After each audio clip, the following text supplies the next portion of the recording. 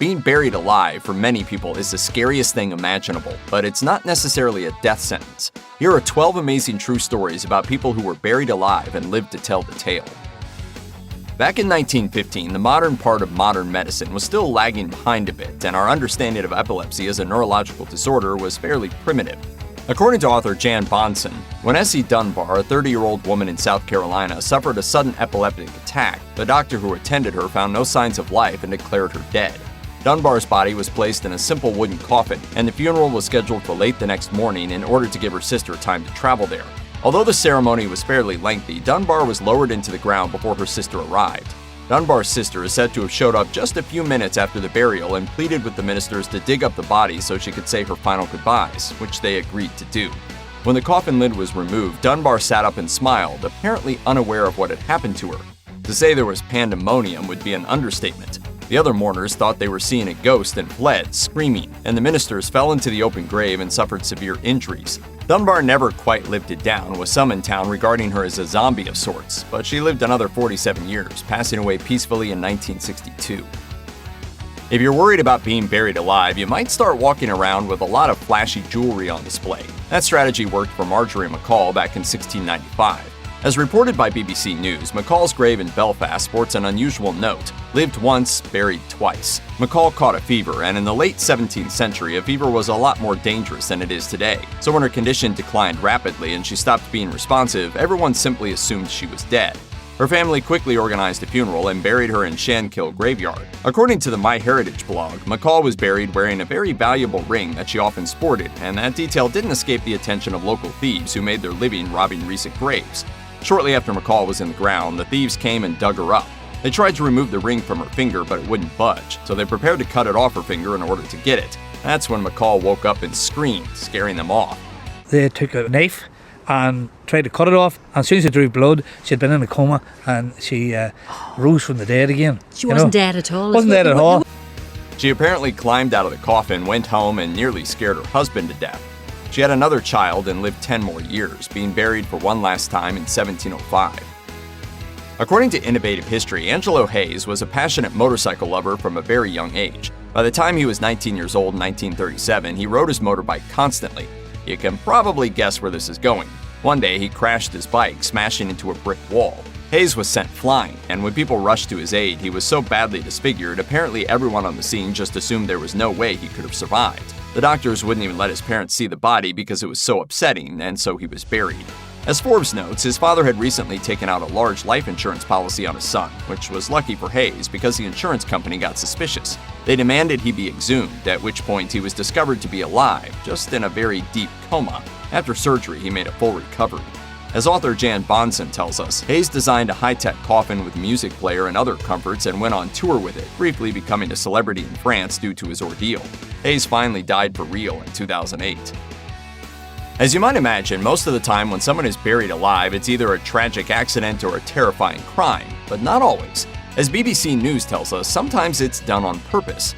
Antony Britton is a self-described escapologist, and in 2015 he attempted to do something his idol Harry Houdini had once attempted but never managed to pull off: be handcuffed and buried under 6 feet of dirt without any breathing apparatus or other assistance and escape. Houdini attempted the trick in 1915, and another professional escape artist, Alan Allen, tried it in 1949, also almost dying in the process. On Saturday, September 5, 2015, Britton was handcuffed, then lowered 6 feet into the earth. Dirt was piled on top of him, and 6 feet worth of dirt is pretty heavy stuff. It is no easy task. I am having over 6 tons of soil squeezing the life out of me. As noted by NPR, Britton started off well, getting his hands free, and began the process of excavating himself from the grave. But the dirt shifted, pinning his arm, and he realized he was trapped. He lost consciousness, and only the quick action of his team saved his life. As The Guardian reports, Britton was mocked pretty soundly for the failed trick, but he also claimed to have had a near-death experience in which he saw his grandfather speaking to him as though he was still a child. While you can imagine that being buried alive under any circumstances is pretty terrifying, some of those circumstances are more terrifying than others, even if you survive. Such is the case with a young boy named Ibrahim who lives in Nigeria. As Face to Face Africa reports, the young boy was at home with his parents and 3 siblings when shots rang out in their peaceful village. The terrorist group Boko Haram, who had killed thousands and displaced millions in Nigeria and surrounding countries, had come. In the terrified confusion, Ibrahim's mother fled with his siblings in one direction, while Ibrahim and his father ran in the opposite direction. According to the United Nations Refugee Agency, the terrorists caught up to them and killed Ibrahim's father, then hit him in the head with a machete. Thinking him dead, they buried poor Ibrahim in a shallow grave and left him there. When his sister and other relatives returned to look for him a few days later, they discovered brave little Ibrahim because of the flies that were swarming around his head, which had become exposed, leaving the rest of his body still buried under the sandy soil.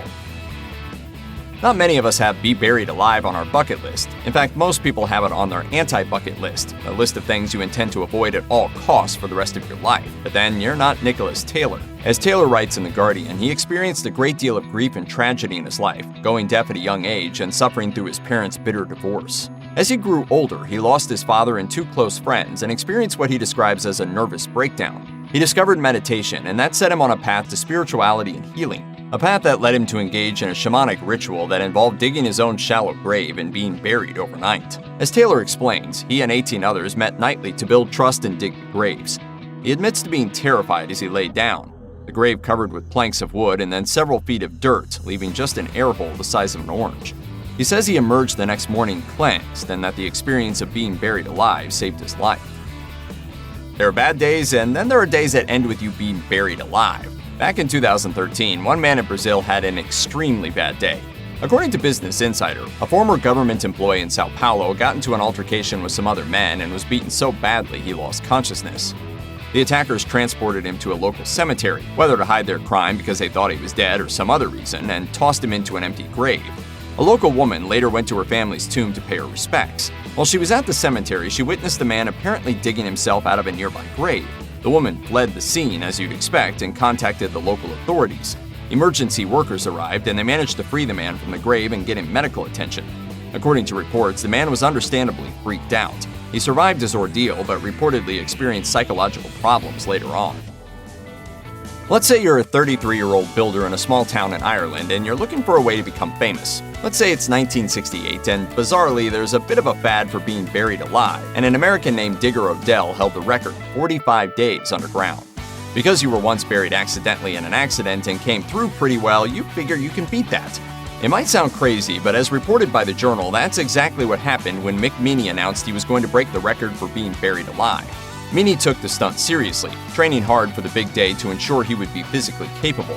The local media began covering his preparations, and on February 21, 1968, when Meany was lowered into the ground inside a specially made coffin, a huge crowd showed up to watch.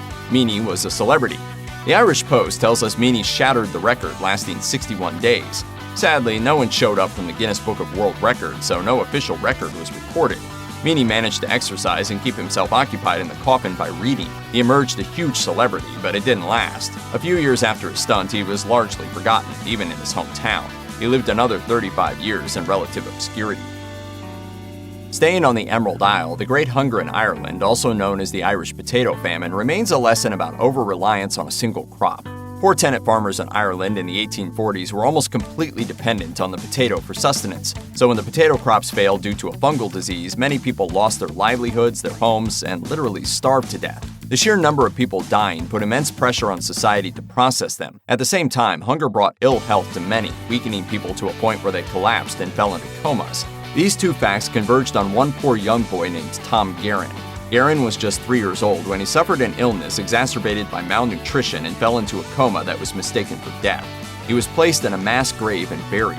According to the Irish Examiner, Guerin was discovered sometime later alive among the thousands of corpses. His legs had been broken, possibly during the burial process, and he was very weak, but also very alive. He was pulled from the grave and lived for another 62 years. Guerin became a local character who walked with a permanent limp and made his living as a beggar. He embraced his local celebrity and happily reminded everyone that he was the boy who'd been buried alive. Did you know that bears sometimes bury their food to preserve it from other predators? Sort of the way we humans will write our name on our lunch in the break room fridge? One person who knows this is Natalia Pasternak because she was partially buried alive by a bear. As reported by the Siberian Times, Pasternak went into the forest near her hometown in southeastern Russia with a friend to collect sap from the local birch trees. The pair came across a wild bear, which attacked them. Pasternak's friend was raked by the bear's claws but managed to run off. Unfortunately, Pasternak was not so fast and the bear brutally mauled her. which is bad enough, but then the bear, thinking she was dead, proceeded to bury her under dirt and leaves in order to hide her from other animals and preserve her as a meal for later. According to NBC News, a search party alerted by Pasternak's companion went out looking for her and came across her buried up to her arms in the woods. They were forced to shoot the bear, which was perturbed that its dinner was being rescued, and Pasternak was taken to the local hospital with severe injuries. She lived to tell the tale, however, saying that it reminded her how beautiful life is. Check out one of our newest videos right here. Plus, even more grunge videos about amazing stories and weird history are coming soon. Subscribe to our YouTube channel and hit the bell so you don't miss a single one.